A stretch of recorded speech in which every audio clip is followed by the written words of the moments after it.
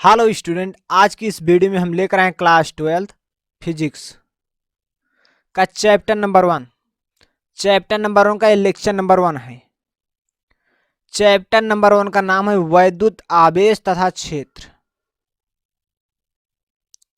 वैद्युत आवेश तथा क्षेत्र को स्टार्ट करने से पहले हम आपके सिलेबस के बारे में अच्छे से डिस्कस करेंगे। उसके बाद वैद्युत आवेश तथा क्षेत्र को स्टार्ट करेंगे। आपके सिलेबस में टोटल 14 चैप्टर हैं और 9 इकाई है। 9 इकाई की मदद से 14 चैप्टर को तैयार किया गया है। इसके बारे में हम डिटेल से इंफॉर्मेशन जानेंगे, डिटेल से जानेंगे, जिससे कि आपको सिलेबस को समझने में किसी प्रकार की कोई समस्या ना आए। यदि आप सिलेबस सही तरीके से समझ जाएंगे तभी आप अपने सिलेबस को अच्छे से कवर कर पाएंगे। हमारा इस बार टारगेट है कि सभी स्टूडेंट अपने बोर्ड एग्जाम में 95% मार्क्स जरूर लेकर आएं। इसलिए आपको इस चैनल पर क्लास 12 की ऑल सब्जेक्ट का क्लास प्रोवाइड कराया जा रहा है। यदि आप चैनल पे नए हैं तो चैनल को सब्सक्राइब करके बेल नोटिफिकेशन पर ऑल सेलेक्ट कर लीजिए, जिससे कि हर नई क्लास का नोटिफिकेशन आपको बिल्कुल समय समय पर मिलता रहे। यहाँ आपको सभी कॉन्सेप्ट जो है जीरो से सीखो। सभी सब्जेक्ट की कोचिंग की आवश्यकता नहीं है। यहाँ आपको प्रत्येक कॉन्सेप्ट एकदम जीरो से सिखाया जाएगा, जिससे कि आपके अंदर किसी प्रकार का डाउट ना आए और आपको बहुत कम समय में आपका कोर्स कंप्लीट कराया जाएगा। बहुत कम लेक्चर की मदद से और ज़्यादा से ज़्यादा टॉपिक को कवर किया जाएगा और बहुत ही आसान तरीके से आपको सिखाया जाएगा। 1 से 2 बार पढ़ने के बाद आपको बहुत ही आसानी से सारी परिभाषा, सारा कॉन्सेप्ट याद हो जाएगा, क्लियर हो जाएगा।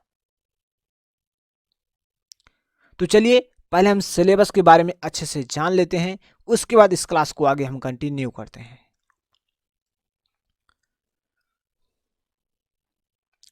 आपका जो फिजिक्स का सिलेबस है 2 भाग में बटा है, खंड का, खंड खा। ठीक, खंड खा में टोटल 5 इकाई है, खंड का में टोटल 5 इकाई है और खंड खा में टोटल 4 इकाई है। कुल मिलाकर के 9 इकाई टोटल है। ठीक, अब यहाँ जो आपकी पहली इकाई है स्थिर वैद्युतिकी। स्थिर वैद्युतिकी के अंतर्गत 2 चैप्टर आता है। पहला आपका चैप्टर का नाम है वैद्युत आवेश तथा क्षेत्र। दूसरा आपके चैप्टर का नाम है स्थिर वैद्युत विभव तथा धारिता। पहली इकाई के अंतर्गत आपके 2 चैप्टर आते हैं, ध्यान से समझिएगा। पहले इकाई के अंतर्गत आपका 2 चैप्टर आता है, वैद्युत आवेश तथा क्षेत्र, स्थिर वैद्युत विभव तथा धारिता। तो जो आपकी पहली इकाई है इसका हम पहला चैप्टर वैद्युत आवेश तथा क्षेत्र को आज की इस क्लास में हम समझेंगे। तो सबसे पहले हम जानेंगे स्थिर वैद्युतिकी क्या होता है। स्थिर वैद्युतिकी क्या होता है, उसके बाद हम इस टॉपिक पर आएंगे।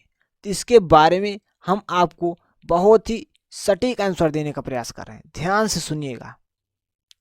स्थिर वैद्युतिकी विज्ञान की वह शाखा जिसके अंतर्गत स्थिर आवेश का अध्ययन किया जा सकता है। किसका? स्थिर आवेश का अध्ययन किया जा सकता है। स्थिर वैद्युतिकी कहलाते हैं। क्या है? स्थिर वैद्युतिकी कहलाते हैं विज्ञान की वह शाखा जिसके अंतर्गत स्थिर आवेश का अध्ययन किया जाता है, स्थिर वैद्युतिकी कहलाते हैं। आपको इसका डिटेल से हम परिभाषा दे रहे हैं, उससे आपको नोट करना है। तो चलिए देखिए, इकाई 1 आपका है स्थिर वैद्युतिकी। यहाँ मैंने आपको स्थिर वैद्युतिकी की डिफिनीशन, परिभाषा दे दिया, यहाँ से आपको नोट कर लेना है। विज्ञान की वह शाखा जिसके अंतर्गत स्थिर आवेश का अध्ययन किया जाता है, स्थिर वैद्युतिकी कहलाता है। ठीक, ये कॉन्सेप्ट आपका क्लियर हुआ।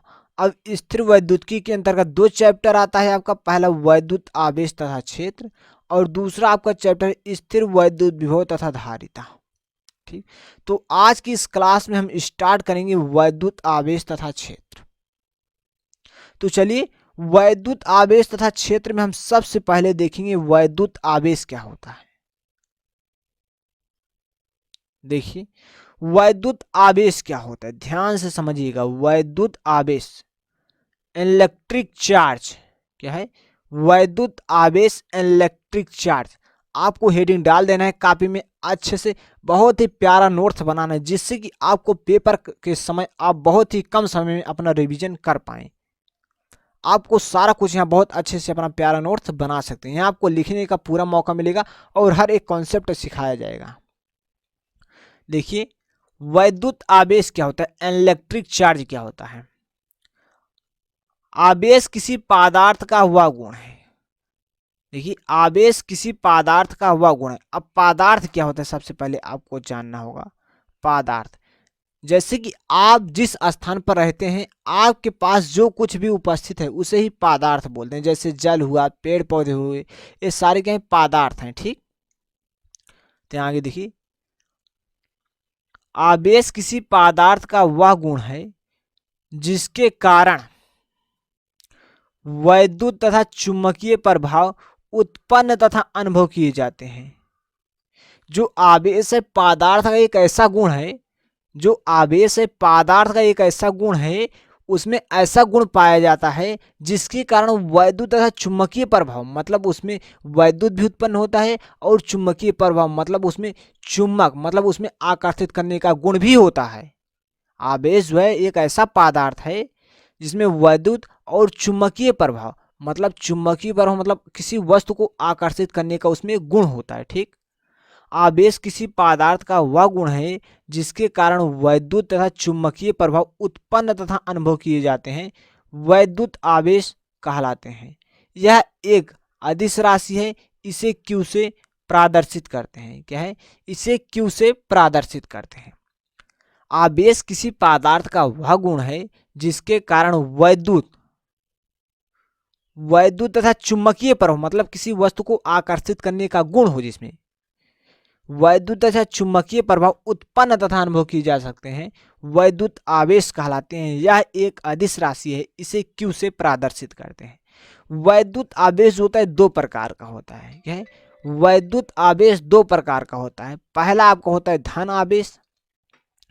देखिए हम आवेश को Q से प्रदर्शित करते हैं, किससे, अब धन आवेश है, धन मैंने लगाया और आवेश को Q से लिखते हैं, तो यहाँ प्लस Q आ गया। ठीक, और दूसरा आपको होता है ऋण आवेश। ऋण आवेश में ऋण का मतलब माइनस और आवेश का मतलब Q, तो माइनस Q आ गया। ठीक, अब वैद्युत आवेश दो प्रकार के होते हैं। पहला आपका होता है धन आवेश और दूसरा आपका होता है ऋण आवेश। ठीक, धन आवेश को हम प्लस Q से लिखते हैं और ऋण आवेश को माइनस Q से लिखते हैं।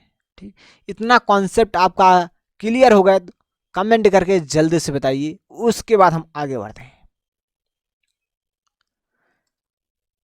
अब हम आगे देखेंगे वैद्युत आवेश के गुण। क्या है, वैद्युत आवेश के गुण। वैद्युत आवेश के गुण, प्रॉपर्टी ऑफ इलेक्ट्रिक चार्ज। क्या है, प्रॉपर्टी ऑफ इलेक्ट्रिक चार्ज क्या होता है। तो चलिए इसमें पहला कॉन्सेप्ट ध्यान देखिए, पहला टॉपिक, समान प्रकृति के आवेशों को सजातीय आवेश। ध्यान समझिए, समान प्रकृति के आवेशों को सजातीय आवेश। अब जैसे यहाँ देखिए समान प्रकृति क्या होता है, सबसे पहले आपको जानना है। क्या है, समान प्रकृति क्या होता है। जैसे समान का मतलब यहाँ प्लस है यहाँ प्लस है, दोनों की प्रकृति क्या है, समान है, दोनों प्लस प्लस है। और यहाँ देखिए दोनों माइनस माइनस है। ध्यान से देखिए ये दोनों क्या है, प्लस प्लस है, ये दोनों माइनस माइनस है, मतलब ये दोनों समान है, ये दोनों समान है। ठीक, तो इसकी प्रकृति क्या हो जाएगी, समान। समान प्रकृति के आवेश को सजातीय आवेश। देखिए समान प्रकृति के आवेश को सजातीय आवेश तथा विपरीत प्रकृति, जैसे यहाँ प्लस है और यहाँ माइनस है और यहाँ माइनस है तो यहाँ प्लस है। देखिए यहाँ प्लस है तो यहाँ माइनस है, मतलब इन दोनों की प्रकृति क्या है, अलग है। यहाँ देखिए माइनस है और यहाँ प्लस है, इन दोनों की प्रकृति क्या है, अलग है। दोनों की प्रकृति क्या है, अलग है। देखिए समान प्रकृति के आवेश को सजातीय आवेश बोलते हैं। देखिए इन दोनों की प्रकृति क्या है, समान है, तो इसे सजातीय आवेश बोलेंगे। क्या, सजातीय आवेश।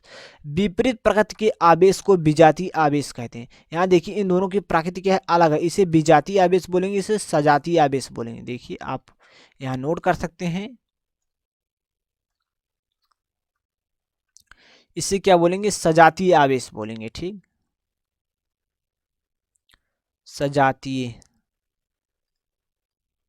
ये दोनों क्या है, सजातीय आवेश है। ठीक, ये दोनों क्या है, सजातीय आवेश है।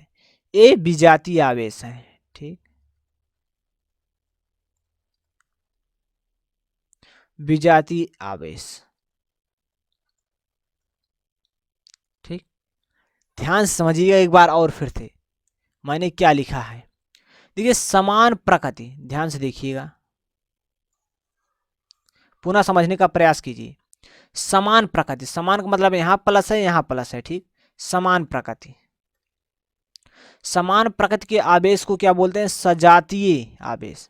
क्या है? देखिए दोनों की प्रकृति क्या है? समान है, प्लस प्लस है, यहाँ माइनस माइनस। ठीक, मतलब समान प्रकृति के आवेश को सजातीय आवेश तथा विपरीत प्रकृति, जैसे यहाँ प्लस है यहाँ माइनस है, इसकी विपरीत प्रकृति है। ठीक, विपरीत प्रकृति के आवेश को विजातीय आवेश कहते हैं। चलिए इतना आपका क्लियर हो गया। हम इसके आगे बढ़ते हैं, आपको प्रत्येक कॉन्सेप्ट क्लियर करा दूंगा, आपके अंदर किसी प्रकार का डाउट नहीं आएगा। केमिस्ट्री का चैप्टर नंबर 1 मैंने कंप्लीट करा दिया है, उसका लिंक आपको डिस्क्रिप्शन बॉक्स में मिल जाएगा, वहां से आप जाइए देखिए और अपनी उड़ान बनाइए सही टारगेट के तक। आपको 95% मार्क्स से कम नहीं लाना है। चलिए देखते हैं, यहां देखिए दूसरा टॉपिक, सजातीय आवेश एक दूसरे को प्रतिकर्षित करते हैं। ध्यान समझिए, सजातीय आवेश जैसे प्लस प्लस होता है तो क्या होता है? सजातीय आवेश। ठीक, जब प्लस प्लस होगा तो एक दूसरे से दूर हटने का प्रयास करेगा। यहाँ देखिए हम आपको समझा रहे हैं, सजातीय आवेश एक दूसरे को प्रतिकर्षित करते हैं। देखिए सजातीय आवेश क्या होता है, मैंने आपको बताया जब प्लस प्लस या माइनस माइनस हो, समान चिन्ह होता है तो क्या होता है? सजातीय आवेश होता है। तो यहाँ देखिए दोनों प्लस प्लस हैं तो सजातीय आवेश एक दूसरे को प्रतिकर्षित करते हैं, मतलब एक दूसरे से दूर हटने का प्रयास करते हैं।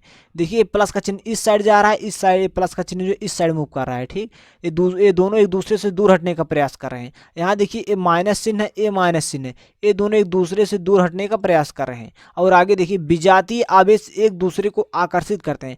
विजातीय आवेश जैसे प्लस माइनस हो या माइनस प्लस हो, देखिए यहाँ प्लस माइनस या माइनस प्लस जो होता है तो क्या होता है? विजातीय आवेश। तो यहाँ मैंने लिख दिया है विजातीय आवेश एक दूसरे को आकर्षित करते हैं, मतलब एक दूसरे की ओर आने का प्रयास करते हैं। ये दोनों हैं जो विजातीय आवेश जो सजातीय आवेश होता है एक दूसरे से दूर हटने का प्रयास करते हैं, जो विजातीय आवेश होता है एक दूसरे की ओर आने का प्रयास करते हैं। ठीक, तो यहाँ मैंने लिख दिया सजातीय आवेश एक दूसरे को आकर्षित करते हैं, सजातीय आवेश एक दूसरे को प्रतिकर्षित करते हैं, मतलब एक दूसरे से दूर हटने का प्रयास करते हैं, और विजातीय आवेश एक दूसरे को आकर्षित करते हैं, मतलब एक दूसरे के पास आने का प्रयास करते हैं। तीसरा पॉइंट मैंने लिखा है आवेश एक व्युत्पन्न अदिश राशि है। क्या है? आवेश जो है एक अदिश राशि है, तो यहाँ आपको लिखना है आवेश एक व्युत्पन्न अदिश राशि है। चलिए आपका 3 टॉपिक क्लियर हुआ। अब इसके आगे आपको कम से कम 5 से 6 गुण लिखना होगा। ठीक, तो हम 5 से 6 गुण आपको बता रहे हैं। देखिए 3 गुण हुआ, अब चौथा गुण देखिए, वैद्युत आवेश। जो वैद्युत आवेश का SI मात्रक क्या होता है? कूलाम होता है। आपको याद रखना है, आपके पेपर में 1 मार्क्स का पूछा जाएगा, वैद्युत आवेश का SI मात्रक क्या होता है? कूलाम होता है, तथा CGS मात्रक क्या होता है? स्टैट कूलाम होता है। क्या होता है? CGS मात्रक जो होता है स्टैट कूलाम होता है। आवेश को हम Q से लिखते हैं, आवेश को हम Q से लिखते हैं। ठीक, आवेश बराबर होता है वैद्युत धारा गुणे समय। वैद्युत धारा को हम I से लिखते हैं और समय को हम T से लिखते हैं। ठीक, समय को हम T से लिखते हैं। ध्यान समझिएगा, आवेश को हम Q से लिखते हैं, आवेश को हम किससे लिखते हैं? आवेश को हम Q से लिखते हैं, और वैद्युत धारा को Y से लिखते हैं, समय को T से लिखते हैं। आवेश का मात्रक जो होता है कूलाम होता है, वैद्युत धारा का मात्रक एम्पियर होता है, समय का मात्रक सेकेंड होता है। ठीक, ध्यान समझिएगा, यहाँ मैंने 1 लिख दिया, यहाँ मैंने 1 लिख दिया, यहाँ मैंने 1 लिख दिया। ठीक, तो यहाँ मैंने देखिए इस फार्मूले की मदद से मैंने एक कूलाम की परिभाषा बनाई है। देखिए किस प्रकार से आपको लिखना है एक कूलाम क्या होता है। यदि किसी चालक में 1 एम्पियर की धारा, ध्यान से समझिएगा, यदि किसी चालक में 1 एम्पियर की धारा, कितने एम्पियर की धारा? 1 एम्पियर की धारा 1 सेकंड तक प्रवाहित हो तो उस चालक में प्रवाहित आवेश को 1 कूलाम कहते हैं। ध्यान समझिएगा, यदि किसी चालक में 1 एम्पियर की धारा 1 सेकंड तक प्रवाहित हो तो उस चालक में प्रवाहित आवेश को 1 कूलाम कहते हैं। ठीक, यहाँ मैंने लिख दिया एकदम स्पष्ट रूप से, आप इसे नोट कर सकते हैं, 2 बार पढ़िए, आपको बहुत ही आसानी से तैयार हो जाएगा। यदि किसी चालक में 1 एम्पीयर की धारा 1 सेकेंड तक प्रवाहित हो तो उस चालक में प्रवाहित आवेश को 1 कूलाम कहते हैं। देखिए 5वां पॉइंट देखिए, किसी आवेशित वस्तु के आवेश पर वस्तु की गति एवं चाल का कोई प्रभाव नहीं पड़ता है। किसी आवेशित वस्तु के आवेश पर वस्तु की गति एवं चाल का कोई प्रभाव नहीं पड़ता है। देखिए मान लीजिए एक आवेशित वस्तु है, इस पर प्लस चार्ज है या माइनस चार्ज है, कोई प्लस चार्ज होगा या माइनस चार्ज होगा, चार्ज होना चाहिए बस। ठीक, जो हमारी वस्तु है इसमें कह रहा है गति एवं चाल का कोई प्रभाव नहीं पड़ता है। तो यहाँ हम स्थिर आवेश का अध्ययन कर रहे हैं। यहाँ जो आवेश होगा रुका होगा, क्या है, जो आवेश है यहाँ रुका होगा, इसलिए जब आवेश रुका होगा तो इसमें गति और चाल का कोई प्रभाव नहीं पड़ेगा। ठीक, चलिए हमारा 5वां पॉइंट क्लियर होता है। हम 6 पॉइंट पर आते हैं। देखिए 6 पॉइंट देखिए, ऋण आवेश होगा तो इलेक्ट्रॉनों की अधिकता होगी। इसे आपको याद रखना है, ये आगे चल के आपका कॉन्सेप्ट क्लियर हो जाएगा। ऋण आवेश होगा तो इलेक्ट्रॉनों की अधिकता होगी, और जब धन आवेश होगा तो इलेक्ट्रॉनों की कमी होगी। देखिए जब ऋण आवेश होगा तो इलेक्ट्रॉनों की अधिकता होगी, और जब धन आवेश होगा तो इलेक्ट्रॉनों की कमी होगी।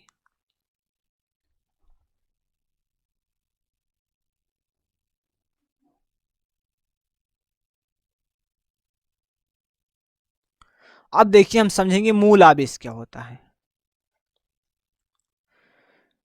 प्रकृति में पाए जाने वाले सबसे सूक्ष्म आवेश को मूल आवेश कहते हैं। ध्यान समझिए, प्रकृति में पाए जाने वाले सबसे सूक्ष्म आवेश को मूल आवेश कहते हैं।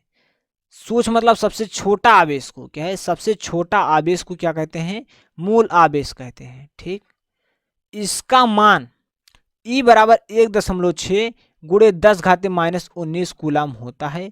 अन्य आवेश क्या है, अन्य आवेश मूल आवेश का पूर्ण गुणज होता है। जैसे अन्य आवेश और कोई आवेश होगा तो मूल आवेश का पूर्ण गुणज हो, जैसे E है, अब इसका पूर्ण गुणज मतलब ये 2 हो जाएगा। 3 मतलब इसमें हम 3 से गुणा करें 3, 4 से गुणा करें 4E 5E, इस प्रकार से। ठीक,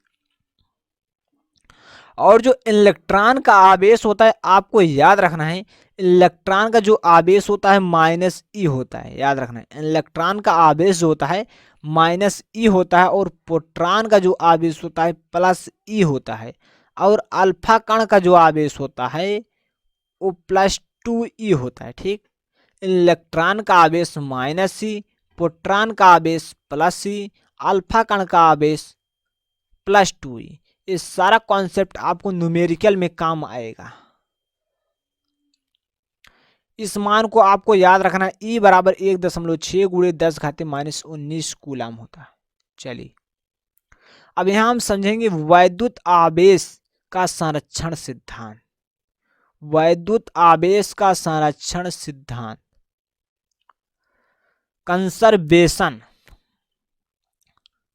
कंजर्वेशन ऑफ इलेक्ट्रिक चार्ज।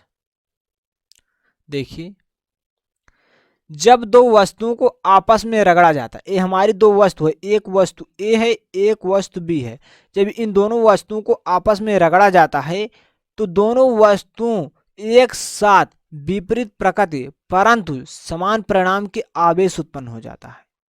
जब दो वस्तुओं को आपस में रगड़ा जाता है तो दोनों वस्तुओं पर एक साथ विपरीत प्रकृति परंतु समान परिणाम का आवेश उत्पन्न हो जाता है। ध्यान समझिएगा, जब दोनों वस्तुओं को हम आपस में रगड़ेंगे तो दोनों वस्तुओं पर क्या करें, विपरीत प्रकृति, विपरीत मतलब जैसे कि इस पर माइनस और इस पर प्लस। ठीक, विपरीत प्रकृति परंतु समान परिणाम का आवेश उत्पन्न हो जाता है। क्या उत्पन्न हो जाता है, आवेश।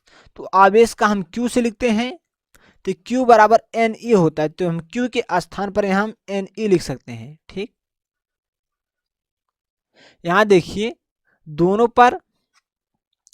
दोनों की प्रकृति क्या है, विपरीत है, यहाँ माइनस है यहाँ प्लस है। ठीक, प्रकृति परंतु समान परिणाम के आवेश उत्पन्न हो जाते हैं। अब देखिए समान है दोनों, यहाँ देखिए Ne है और यहाँ भी Ne है। इस प्रकार दोनों पर उत्पन्न आवेश की कुल मात्रा शून्य होती है। जो दोनों पर उत्पन्न हुआ है आवेश Q बराबर Ne होता है, तो हम Ne लिख सकते हैं इसके स्थान पर। तो यहाँ देखिए हम अगर कुल मात्रा ज्ञात करें Ne माइनस Ne प्लस, तो इसकी कुल मात्रा बराबर 0 आ जाएगी। क्या आ जाएगी? 0 आ जाएगी। वही यहाँ लिखा गया है, इस प्रकार दोनों पर उत्पन्न आवेश की कुल मात्रा शून्य होती है। अतः वैद्युत आवेश को न तो उत्पन्न किया जा सकता है और न ही नष्ट किया जा सकता है। इस क्रिया को वैद्युत आवेश का संरक्षण सिद्धांत कहते हैं। इस प्रकार से टॉपिक आपका क्लियर हुआ। देखिए हम इसे एक बार और आपको समझाएंगे अच्छे से, जिससे कि आपके अंदर किसी प्रकार का डाउट ना आए। ध्यान से समझिए। देखिए, जब दो वस्तुओं को आपस में रगड़ा जाता है, क्या है? जब दो वस्तुओं को आपस में रगड़ा जाता है, इन दोनों वस्तु ए और वस्तु बी को आपस में रगड़ा जा रहा है। जिस प्रकार से आप दोनों हाथ को रगड़ते हैं, उसी प्रकार से यहाँ वस्तु ए और वस्तु बी को रगड़ा जा रहा है। ठीक, दोनों वस्तुओं पर एक साथ विपरीत प्रकृति, जैसे यहाँ हम रख देते हैं, चलिए विपरीत प्रकृति यहाँ हम धर देते हैं माइनस से यहाँ प्लस, विपरीत प्रकृति परंतु समान परिणाम के आवेश उत्पन्न हो जाते हैं। यहाँ देखिए हम चलिए रख देते हैं Q, यहाँ Q, आपके अंदर डाउट खत्म। ठीक, विपरीत प्रकृति मतलब माइनस प्लस समान, देखिए समान परिणाम के आवेश उत्पन्न होते हैं। यहाँ Q यहाँ Q, दोनों यहाँ समान परिणाम के आवेश उत्पन्न हुआ। इस प्रकार देखिए, इस प्रकार दोनों पर उत्पन्न आवेश की कुल मात्रा शून्य होती है। इस प्रकार दोनों पर उत्पन्न आवेश, कितना आवेश उत्पन्न हुआ? माइनस Q, इस पर प्लस Q। उत्पन्न आवेश की कुल मात्रा मतलब हम जब कुल मात्रा निखारेंगे तो इन दोनों को जोड़ देंगे, तो माइनस Q और प्लस Q जब हम ज्ञात करें तो हमें क्या मिल जाएगा? 0, क्योंकि ये दोनों कट जाएगा। ठीक, प्लस माइनस से, तो कुल मात्रा शून्य होती है। अतः वैद्युत आवेश को ना तो उत्पन्न किया जा सकता है, इसके पहले इस पर जो चार्ज था, जो इसकी मात्रा थी, शून्य थी, और अब भी जब इन दोनों को मैंने जोड़ा तो भी शून्य है। तो इससे यह पता चलता है कि वैद्युत आवेश को ना तो उत्पन्न किया जा सकता है और ना ही नष्ट किया जा सकता है। इस क्रिया को वैद्युत आवेश का संरक्षण सिद्धांत कहते हैं। इस प्रकार से ये टॉपिक आपका क्लियर होता है। हम आगे बढ़ते हैं। यहाँ देखिए हम पढ़ेंगे आवेशन के बारे में। क्या है आवेशन? चार्जिंग क्या होता है? आवेशन, चार्जिंग, किसी वस्तु को आवेशित करने की प्रक्रिया को आवेशन कहते हैं। जैसे कोई एक वस्तु है, इस वस्तु को हम क्या करते हैं? आवेशित करें। जैसे कि इस पर हम प्लस चार्ज दे दें इस प्रकार से। ठीक, इस प्रकार से कोई वस्तु बी हम इस पर माइनस चार्ज दे दें। ठीक, मतलब इसे आवेशित कर दें, ये प्लस या माइनस के द्वारा। ठीक, किसी वस्तु को आवेशित करने की प्रक्रिया को आवेशन कहते हैं। ठीक, आवेशन की विधियां, मेथड ऑफ चार्जिंग। आवेशन की 3 विधियां हैं। पहली विधि है घर्षण द्वारा आवेशन। क्या है? घर्षण द्वारा आवेशन, charging by friction. Charging by friction. चलिए दूसरा आपका है चालन द्वारा आवेशन, चार्जिंग बाय कंडक्शन। तीसरा आपका है स्थिर वैद्युत प्रेरण द्वारा आवेशन। क्या है? स्थिर वैद्युत प्रेरण द्वारा आवेशन, चार्जिंग बाय इलेक्ट्रोस्टैटिक इंडक्शन। यहाँ कंडक्शन है। ठीक, कंडक्शन है, यहाँ इंडक्शन है। ठीक, चलिए आगे बढ़ते हैं।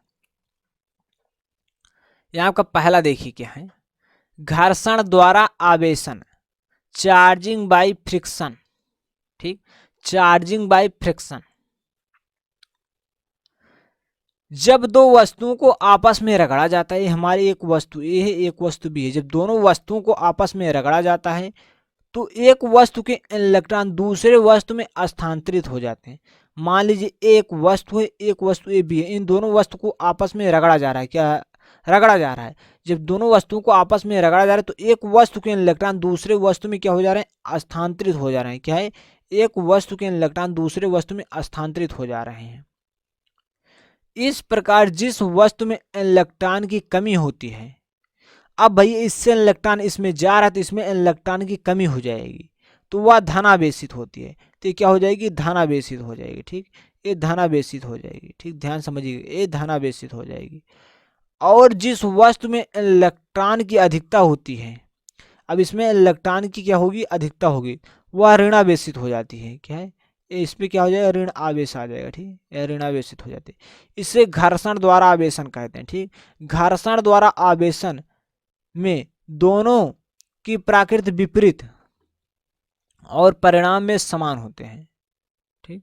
जैसे कि यहाँ इस पर Q है और यहाँ भी Q है, लेकिन यहाँ देखिए प्लस का क्यों माना जाएगा, यहाँ माइनस का, क्योंकि इस पर जो चार्ज है माइनस आ गया, इस पर प्लस, तो यहाँ वही लिखा है। देखिए दोनों की प्रकृति विपरीत, प्रकृति क्या है, अलग अलग है, ये प्लस का ये माइनस का, और परिणाम क्या है, समान है, क्या है, ए भी क्यू है, ए भी क्यू, अगर चार्ज देंगे तो, ठीक। इस प्रकार से आपका घर्षण द्वारा आवेशन कंप्लीट होता है। आगे बढ़ते हैं। यहाँ देखिए एग्जाम्पल मैंने आपको दिया गया है, जब कांच की छड़ को रेशम के कपड़े पर रगड़ते हैं तो कांच की छड़ धनावेशित और रेशम का कपड़ा ऋणावेशित हो जाता है, ठीक। मान लेते हैं कांच की छड़ है एक वस्तु, ठीक, और ये आपका क्या है, बी जो है रेशम का कपड़ा है। जब इन दोनों वस्तुओं को आपस में रगड़ा जाता है तो कांच की छड़ पर क्या आ जाता है, धनावेश, इस पर धनावेश आ जाएगा और रेशम के कपड़े पर ऋणावेश। इसी प्रकार जब एबोनाइड की छड़ को ऊन से रगड़ा जाता है तो एबोनाइड की छड़ पर ऋणावेश और ऊन पर धनावेश आ जाता है। इसी प्रकार से जब आबनूस की छड़ को बिल्ली की खाल पर रगड़ा जाता है तो आबनूस की छड़ पर ऋणावेश आ जाता है और बिल्ली की खाल पर धनावेश आ जाता है। इस प्रकार से आपका ये टॉपिक क्लियर हुआ। हम आगे बढ़ते हैं। यहां देखिए चालन द्वारा आवेशन, चार्ज बाई कंडक्शन। देखिए एक ही बार में समझ जाओगे।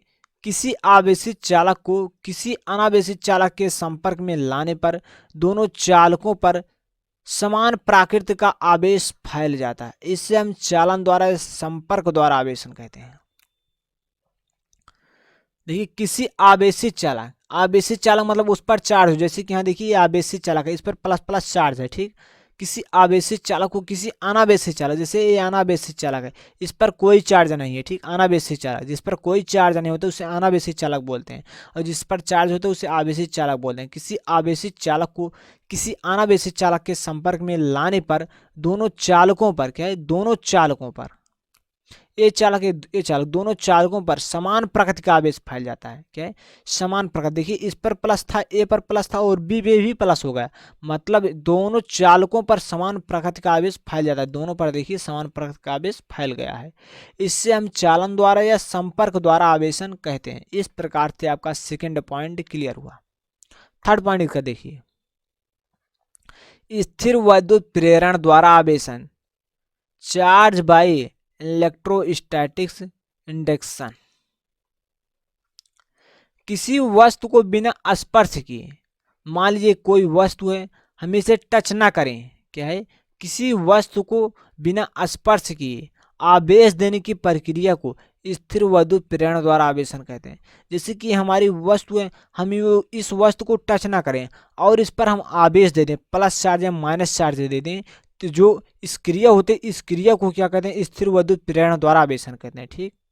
किसी वस्तु को बिना स्पर्श की आवेश देने की प्रक्रिया को स्थिर वैद्युत प्रेरण द्वारा आवेशन कहते हैं।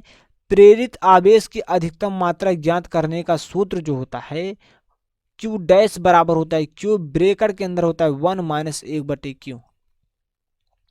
और यहाँ जो आपका Q है क्या है, जहाँ Q प्रेरित वस्तु पर आवेश होता है और जो K है तथा K अनावेशित वस्तु का परावैद्युतांक होता है। क्या है, जो K है अनावेशित वस्तु का परावैद्युतांक होता है।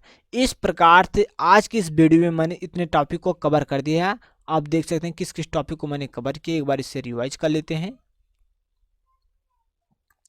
मैंने यहाँ देखिए, यहाँ से मैंने स्टार्ट किया, इसके बारे में मैंने आपको थोड़ा यहाँ इन्फॉर्मेशन दी क्लास की। उसके बाद यहाँ आप देख सकते हैं आपका सिलेबस जो है खंड का और खंड का में है, तो मैंने यहाँ स्थिर वैद्युतिकी का पहला चैप्टर वैद्युत आवेश तथा क्षेत्र स्टार्ट कर दिया है।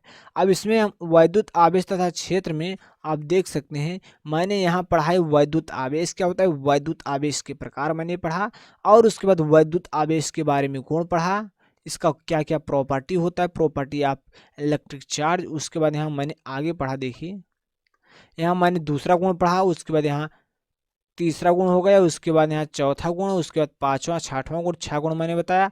उसके बाद यहाँ मूल आवेश क्या होता है, प्रकृति में पाए जाने वाले सबसे सूक्ष्म आवेश को मूल आवेश कहते हैं। यहाँ आप देख सकते हैं चौथा पॉइंट। उसके बाद यहाँ 5वां पॉइंट बने यहाँ आपको कूलाम की परिभाषा भी बताई। उसके बाद यहाँ आप देख सकते हैं आवेशन क्या होता है। आवेशन की 3 विधियां हैं, घर्षण द्वारा, चालन द्वारा, स्थिर विद्युत प्रेरण द्वारा। मैंने तीनों को समझाया गया। यहाँ घर्षण द्वारा हो गया आपका।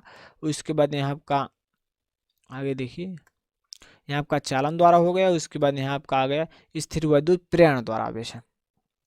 इस प्रकार से आज की इस क्लास को यहीं स्टॉप करेंगे। तो मिलते हैं नेक्स्ट वीडियो में, तब तक के लिए जय हिंद, जय भारत।